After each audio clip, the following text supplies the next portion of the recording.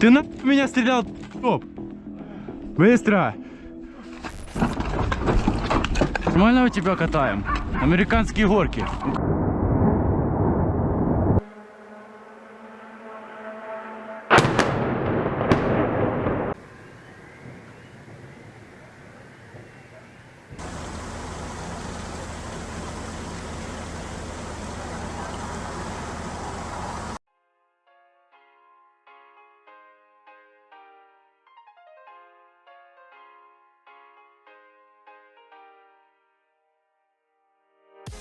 Imagine someone pushes a patch update for your whole country while you were asleep.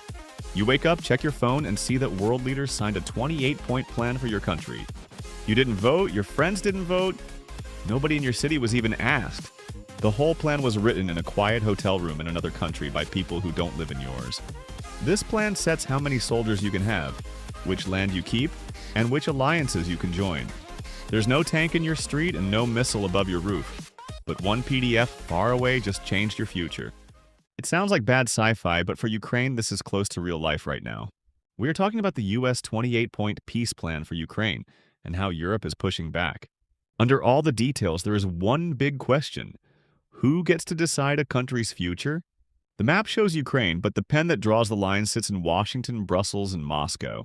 First, some background. The war in Ukraine has dragged on for years. People die, cities break, and money burns. Everyone is tired. In the US and Europe, many people now feel simple war fatigue. In this mood, Washington brings out a peace plan with 28 points. Parts of the plan were shaped in talks with Moscow, not only with Kyiv. When the document leaks, people start reading it line by line. In Kyiv and in many EU capitals, the first reaction is shock. Some people say this looks like Russia's wish list in PowerPoint form. Officially, it is called a roadmap for peace. We will look at it as a test of who decides Ukraine's future. The plan touches three big things: borders, the army, and alliances. Let's start with borders. The plan would confirm that Crimea and the Donbass are no longer under Kyiv's control. It would also freeze the front line on other occupied land. On the map, Ukraine gets smaller, not by vote, but by deal. So for many Ukrainians, this feels less like peace and more like forced loss. And it is like your neighbors fight and the landlord gives away part of your room for peace. Next, the plan talks about the army. It says, you can have an army, but only this big, like a free trial army with a size limit. A cap on troop numbers sounds technical, but it shapes how safe you can ever be. It is like other people voting on how many locks you may have on your front door. The plan also limits foreign troops and bases in Ukraine. That makes it harder for Ukraine to get help on the ground in a future crisis.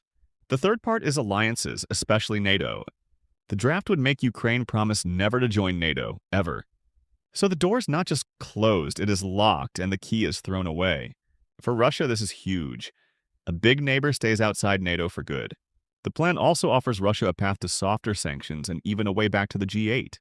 For Ukraine, the deal is give up land, limit your army, freeze your alliance choices. So is this a peace plan or a redesign of a country from outside? Now we move to Europe and the G20 meeting in Johannesburg. On the side of the summit, EU and G7 leaders gather to talk about the plan. Their joint statement is polite but clear. Good basis needs work. In normal words, that means, thanks, but we can't sign this as it is. They repeat one rule. You cannot bless borders changed by force with a later deal. If you reward land grabs, you invite more land grabs later. It is like telling every bully, if you punch hard enough, you keep the lunch money. EU leaders also fear that a weak Ukrainian army invites another war later. They dislike that NATO and the EU are written into the text without full say. So Europe starts to build its own counterproposal. Think of it as version 1.1, still peace but less one-sided. They suggest softer limits on Ukraine's army and clearer security help. They want real steps, not just pretty sentences about caring. They also try to avoid a forever ban on NATO with more vague language. Classic Brussels. At the same time, they want sanctions tied to Russian behavior and war damage. Now we have tension. Washington's draft versus Europe's rewrite. Even here you see the problem. Many pens on the paper, few of them Ukrainian. So let's shift the camera again, this time to Kyiv. President Zelenskyy stands in a very hard spot. He stands between Russia, the US, the EU, and his own people. Russia is still bombing and still pushing at the front lines. The US hints that support cannot go on forever if there is no deal. In public, Washington calls this plan serious and a chance for peace. For Zelenskyy, saying no is risky, and saying yes is also risky. He is grateful for Western help, but cannot easily sell giveaway land at home. People in Ukraine have lost family, homes, and years to this war. Many see this plan as a reward for aggression, not justice. At the same time, they fear losing weapons and money if they refuse the deal. This is a classic no good option story for a small country. It is like a toxic group chat. Russia, the violent ex, NATO, the loud big brother, and the US sending long voice notes about compromise.